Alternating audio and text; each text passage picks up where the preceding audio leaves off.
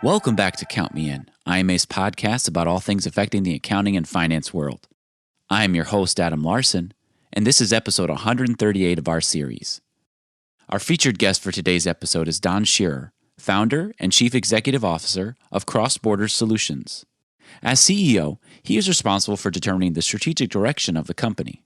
So, in his conversation with my co-host Mitch, Don talks about how artificial intelligence and automation have helped strategically separate cross-border solutions from its competitors. Keep listening, as we will now listen to their conversation.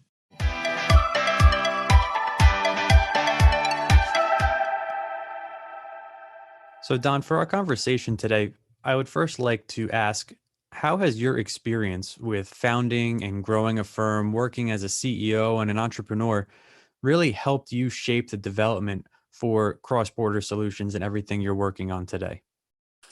I think I started off at Ernst & Young as a tax attorney in their International Tax Services group, and I saw firsthand how little innovation there was. And I felt strongly that being able to innovate, being able to come up with new ways of doing things to make processes more efficient and effective would be a great way to sort of change an industry. And that led me to start Cross-Border Solutions. I also saw very clearly by working in a partnership that the decision process was somewhat antiquated. It was decisions by death of 1,000 cuts, or certainly decision by committee. And one of the things that taught me at Cross-Border Solutions was the importance of being able to make the call quickly, using data as a background, but basically make the call and figure out how to go forward in a concise and effective manner. And listen, sometimes the calls are right, sometimes the calls are wrong, but indecision or decision by committee does not seem to work. And I think also I saw while working at the Big Four, there's this general tendency to take a very, very conservative approach. And I think they take an approach that the world is really never going to change for them. They're always going to be, they're always going to be the Big Four accounting firms. I've led Cross-Border Solutions through 9/11, the 2007 financial crash, and now pandemic. And what I have learned from that is that no matter what, things are always going to go sideways. And you sort of have to prepare for that all the time. It's not enough to say that, well, things are good, let's look at how things are good. We're always preparing for the tough times that I think are pretty much always around the corner. Absolutely. And, here at IMA, we are very focused on future readiness, future of the profession, upskilling, reskilling. We definitely emphasize the importance of having that strategic foresight, that mindset that's always looking for continuous improvement, innovation, as you mentioned. So, many of our listeners here on the podcast, accounting and finance professionals, can certainly relate to those concepts. And I guess, my next question, building off your experiences and having that alignment in direction here, what is it about Cross-Border Solutions, and what is it about how you approach your business and your decision-making that really sets you apart from your competitors? I think at our core, is that we focus on how to get things done in the most efficient and effective manner, while our competitors, which are primarily the Big Four accounting firms, look at how can they increase billables. And sometimes increasing billables means let's not make it as efficient and effective. They're not looking they're looking to make money off billables. And if the more efficient and effective they are, the less billables they have. And what we have found is we use artificial intelligence in our software tools, whether it's for transfer pricing, for R&D, for tax provision. We use AI to make our clients more efficient and effective by streamlining the processes and also automating the repetitive tasks that are so standard in the tax industry. So we think we have found a really nice opportunity to bring efficiency to our clients while making them more effective and active. I definitely want to come back to, the AI and the automation component of this conversation, and we'll get there in just a minute. But first, for our listeners to kind of give a little bit more background so they really understand what it is that we're talking about here. Sure. What problems does Cross-Border Solutions really solve? What is the premise of the business, and let our listeners, really understand how all of this kind of comes together. Sure. We take a very defined view of what products we're going to do. We tend to like products, or we tend to like to work with AI on products that are compliance, an annual compliance activity.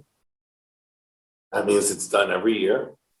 We like to tackle areas that are very complex from a regulatory standard, with regulations in multiple countries and multiple jurisdictions. We like to pick products that work not only here in the US, but work in at least 10 other countries. So today, we have our first product was transfer pricing software that helps produce the transfer pricing reports for companies worldwide. And we use the artificial intelligence to, one, know what the rules are throughout the world, but then produce hyper-localized reports that we think protect from audit. Same thing for R&D tax credit. R&D tax credits are huge right now. It's a form of stimulus. It's not only at the federal level, but it's at the state level, it's at the local level, and it's certainly in almost every major developed country abroad. Our software not only knows what the rules are in all these different jurisdictions, it actually can automatically do the calculation as well. So again, making the process more accurate, more efficient, more effective. And our final product is tax provision. That's the book-to-tax calculation that's done by publicly traded companies quarterly or audited companies annually. And our software helps companies complete their provision more accurately in a fraction of the time. When we've looked at it, it's a time savings of almost 50%, which when it's a time-sensitive engagement, which it almost always is, that's a real win for our clients. Basically, we look at how can our software empower tax professionals by taking the rote activities off their plate and letting sort of the computer do that stuff, so they can focus on more value-added opportunities. So, we're here talking about tax, and obviously many of our accounting finance listeners, this certainly resonates with them. And my next question is kind of a two-part question, kind of building off everything you've shared so far.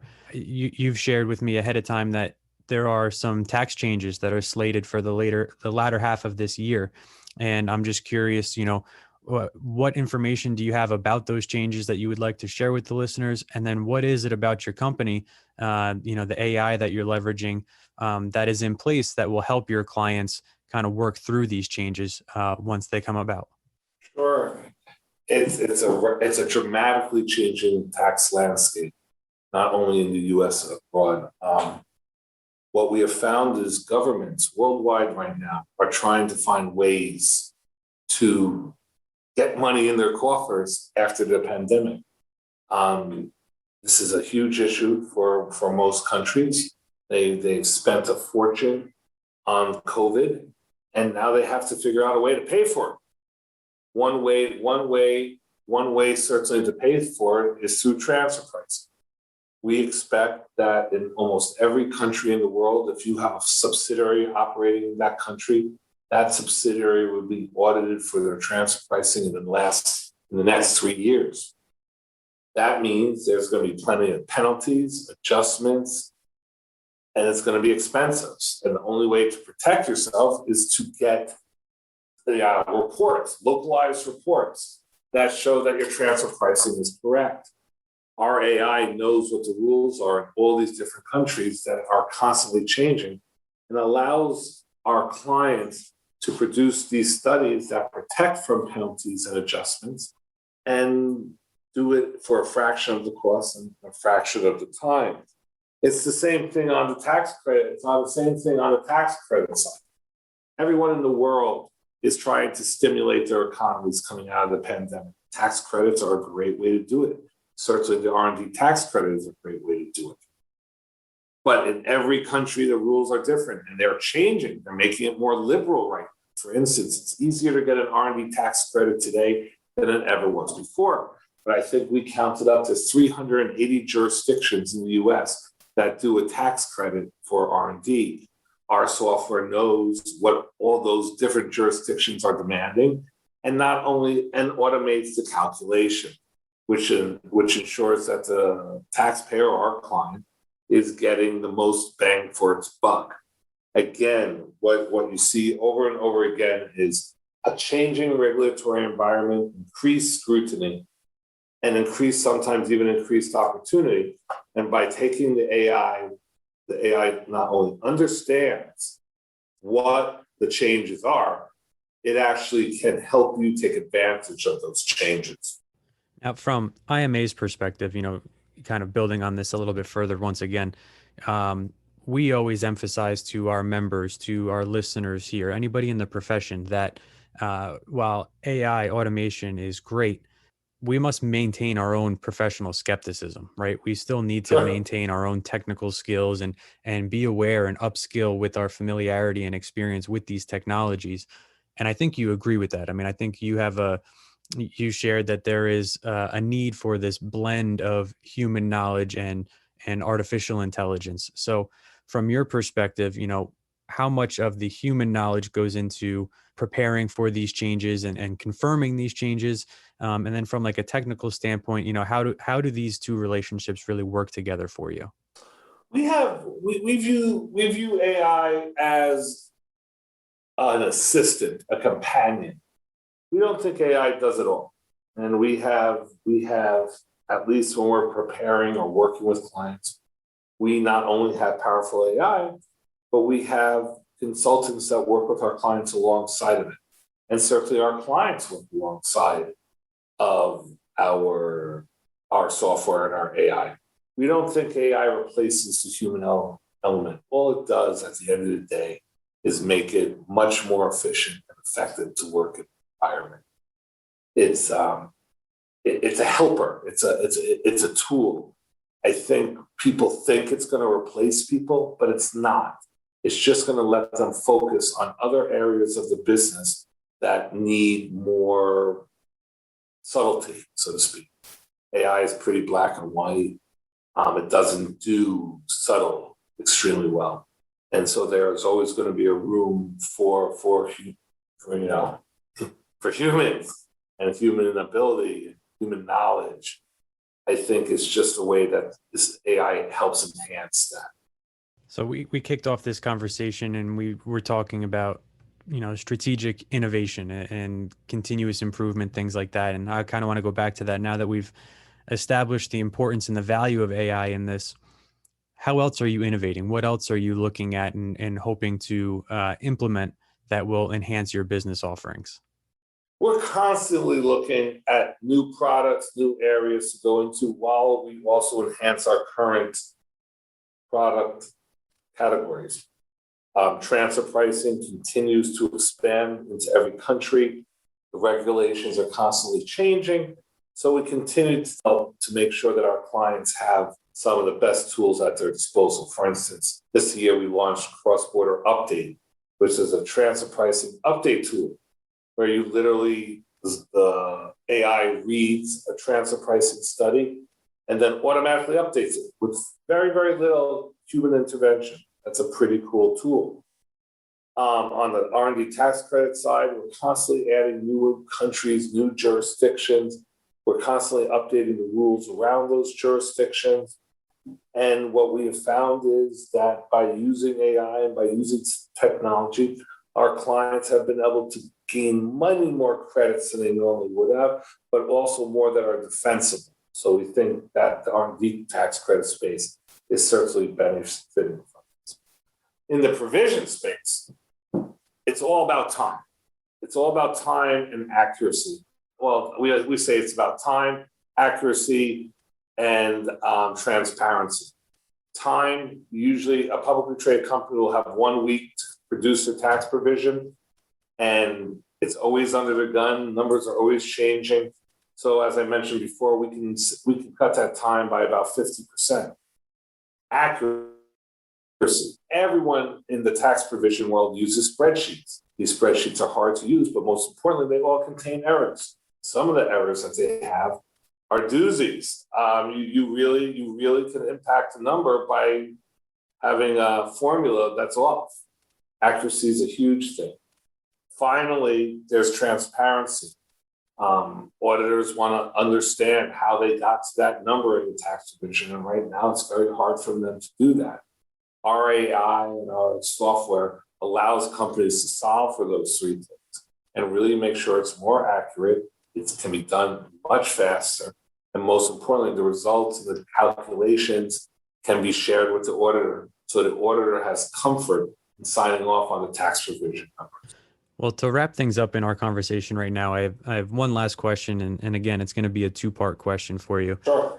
First, I'd like to ask you, you kind of shared kind of what's coming up, but, what are some of the goals that you have for your company, for Crossborder Solutions, in the next few years? Where do you anticipate the firm being? And then part two of that is, a little bit broader, a little bit more big picture for our listeners. With everything that you've seen change throughout the, your years of experience with Crossborder Solutions and your previous roles, how else do you envision accounting, tax, finance evolving even more in the future as well? Sure. I think our goal is to continue to grow. Our valuation is now close to $1 billion. We have hundreds of employees in offices throughout the U.S. and abroad. I think we focus on growth, and I think we'll continue to focus on growth. That growth will not only come from our older products like transfer pricing, but will come from our newer products like tax provision. I think over the next 3 years, you're going to look at us as a platform company. People will look at us as a platform company. I imagine that tax provision will lead the way as it's sort of central to the tax department. The other products will fall out of it. I think you'll see us add new products to the platform. There's a whole bunch of stuff I know that's coming down the line. I get a preview every 2 weeks by my development team on what they're working on. And every 2 weeks I walk out and they're saying, wow, I can't believe they're solving for that. So I think we're going to continue to grow in a manner that's pretty quick, and continue to expand our product offerings to help companies, help our corporate clients make their tax departments more efficient and effective. As where I think the industry is going in the next 5 to 10 years, I think we're on this tip of the spear when it comes to AI. I think the pandemic has showed people over and over and over again that working remotely and working in this new environment or this new normal, that technology has even a bigger role to play in a tax department.